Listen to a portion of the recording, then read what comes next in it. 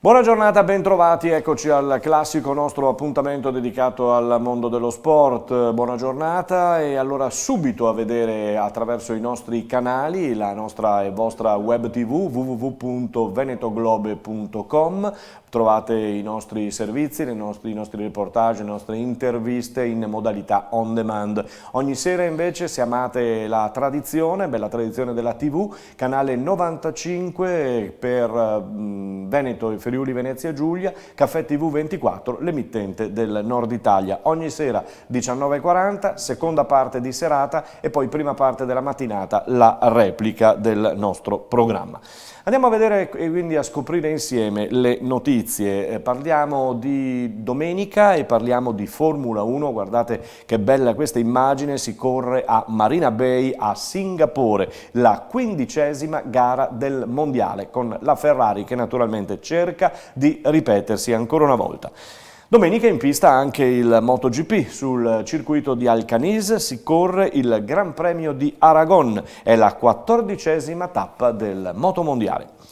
Presentata a Bologna l'altro giorno l'edizione numero 98 del campionato di Serie A maschile di basket. Vi ricordo c'è la TVB De Longhi Treviso che è ritornata nella massima serie e Roma intanto, squadra che milita appunto in Serie A, ha detto che potrebbe candidarsi per organizzare la Final 8 di Coppa Italia nel 2021. Intanto questo weekend è occupato a Bari dalla Supercoppa. Si gioca sabato con Cremona Sassari e Venezia Brindisi, sono le due semifinali. Poi finale primo e secondo posto, terzo e quarto posto, domenica tra queste quattro squadre. Vedremo come arriveranno appunto e chi arriverà alla finale primo e secondo posto. Noi ne abbiamo parlato anche con il tecnico in seconda dell'Umana Reyer Venezia al torneo di Jesolo. Sentiamolo. Partita entusiasmante, un bel test per voi che poi il prossimo impegno andrete in Supercoppa.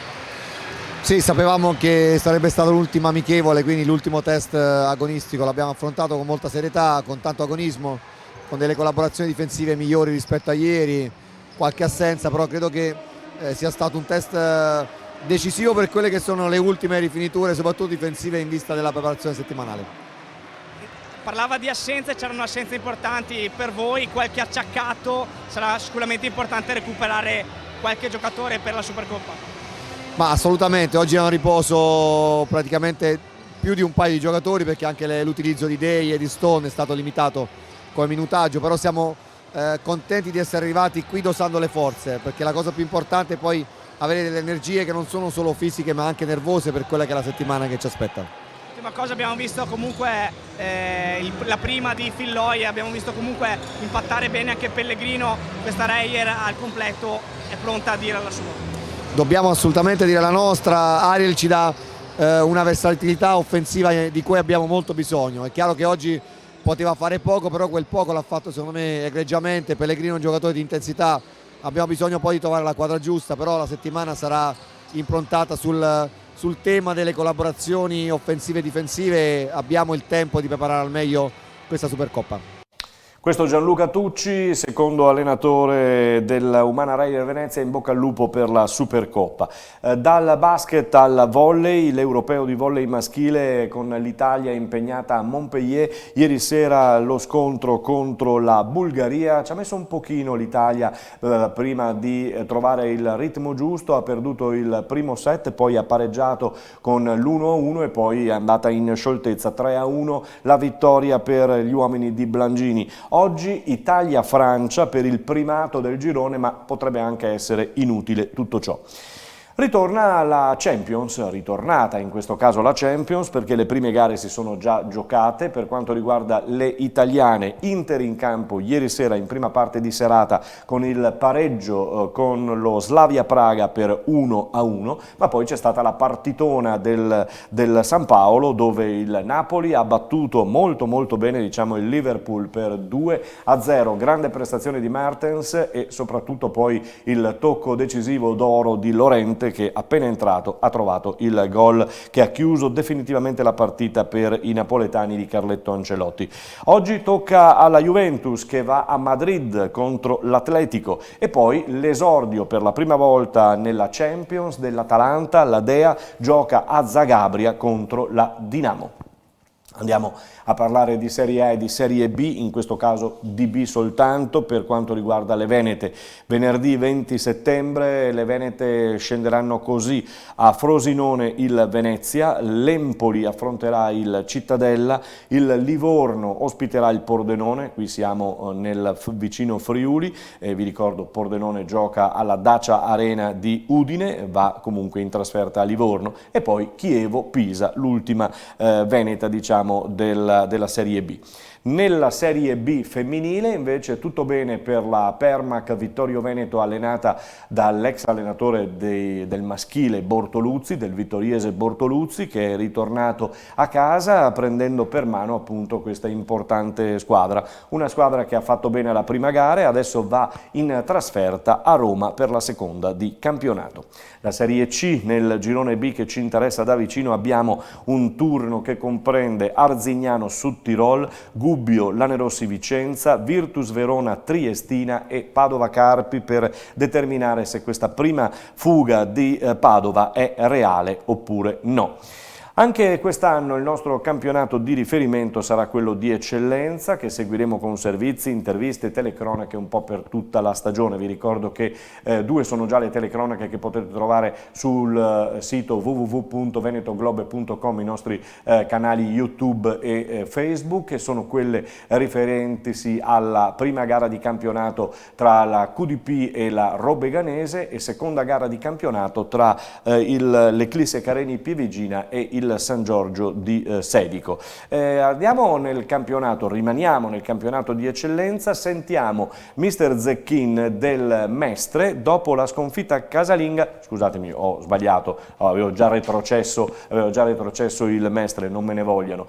Serie D, Mister Zecchin dopo la sconfitta casalinga con il sorprendente Legnago, ma stiamo parlando di Serie D. Questo assolutamente. Penso che i ragazzi oggi hanno fatto una buona prova, siamo andati in vantaggio 2 volte, siamo fatti recuperare per una disattenzione nel primo tempo.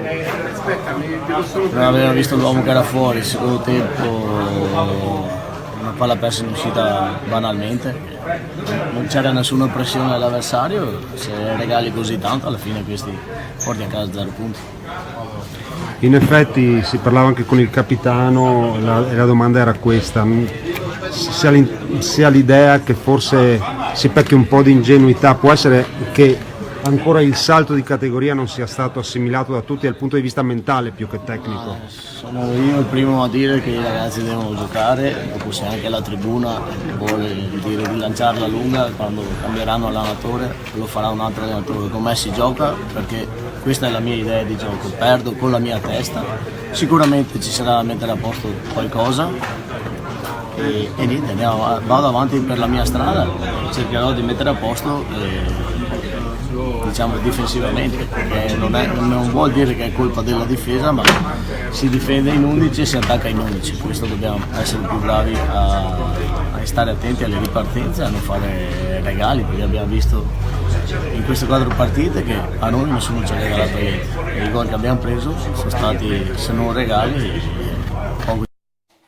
Un po' di amarezza, un po' di tristezza nelle parole di Zecchin, che ha già paura di essere in bilico, ma sappiamo insomma che il presidente Serena valuterà per bene questa situazione. Zecchin ha fatto molto bene fino adesso. Chi invece ha valutato bene, o meglio ha valutato per l'esonero del tecnico, è stato il presidente della Luparense, che troviamo sul sito della Luparense proprio l'ok dello scioglimento del contratto con mister Centurioni, che non è quindi più il tecnico della Luparense. Scendiamo adesso, promozione con il Treviso che inciampa ancora una volta con il Vazzola, autentica bestia nera, perché sia in Coppa dove l'ha battuto e in campionato 1-1 il Vazzola di Sciunski è diventata la bestia nera del Treviso di Feltrin. Sentiamo l'intervista proprio al tecnico Checco Feltrin, realizzata dal collega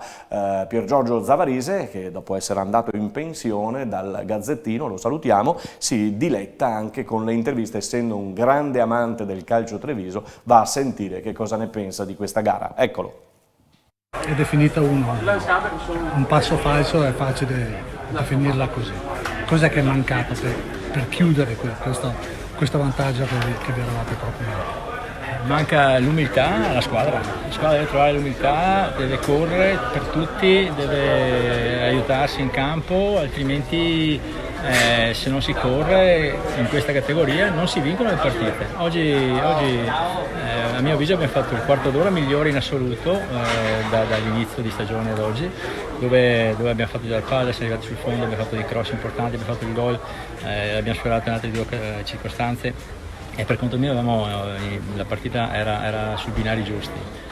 Dopo abbiamo iniziato a rallentare un po', non trovare più spazi, loro sono bravi in questo, l'abbiamo già visto anche alla partita di Coppa e sono entrati in partita. Noi ripeto, se non vai ad aiutare il compagno che è in difficoltà, poi diventa difficile sempre, perdiamo palla e rincorriamo piano.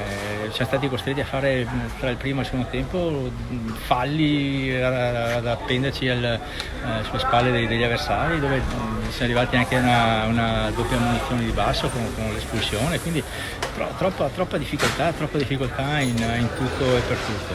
Vogliamo essere squadra, vogliamo diventare squadra, bisogna che tutti corrino, tutti lottino, tutti siano partecipi poi alla fine di quella che deve essere una partita con grande voglia, con grande forza, ma tutti devono partecipare, perché abbiamo visto in questo campionato, se non lo fai rischi domenicalmente. Io sono in spogliatoio, mi sono fatto sentire, quindi spero che da lunedì non debba cambiare il registro, perché però che diventino un po' più responsabili, perché siamo a Treviso e dobbiamo far bene, poco da fare. Io oggi sono molto deluso. È l'imperativo di Checco Feltrin, bisogna far bene, siamo il Treviso, giustamente come si concludeva questa intervista. Vi ricordo che il Treviso giocherà in casa il 29, dovrebbe essere confermato l'esordio al Tenni, ripulito e rifatto. Complimenti. Andiamo con il basket, abbiamo parlato, puoi lasciare anche la pallavolo un attimo, abbiamo parlato prima di TVB, vi ricordo soltanto il Ponzano che sta pensando di organizzare l'ultima amichevole prima del 28 settembre con l'esordio in casa contro Bolzano. Stessa cosa per la Rucker Sande, che invece ha già deciso giocherà domenica 22 contro i Tigers Cesena prima del campionato. Eccolo qui, adesso ci sta bene il cartello della pallavolo femminile per quanto riguarda l'Imoco Volley Conegliano. Oggi pomeriggio abbiamo incontrato tutte le giocatrici reduci e non, reduci sì dal mondiale, italiane e non, questo volevo dire, e ne parleremo domani con le varie interviste che abbiamo realizzato, quindi l'Imoco al lavoro al gran completo per iniziare la nuova stagione. Chiudiamo citando solo il Benetton Rugby per dire che si continua a lavorare, abbigliamento nuovo, abbinamenti sportivi, abbinamenti con le ditte della città e della provincia e soprattutto preparazione per il ritorno di queste due partite che sono state programmate come amichevoli, il ritorno venerdì sera a Parma contro le Zebre. È tutto, vi lascio e vi do appuntamento a domani.